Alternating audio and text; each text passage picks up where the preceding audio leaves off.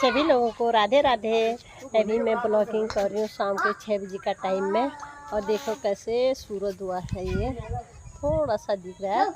और आज मैं नया चीज़ दिखाने वाली है। यहाँ पर ये मैच खेला जा रहा है, मेरे को डर भी लग रही है। ये बॉलिंग वाले हैं और मैच। और सोनू तो कितने रन बन गया? अरे 50।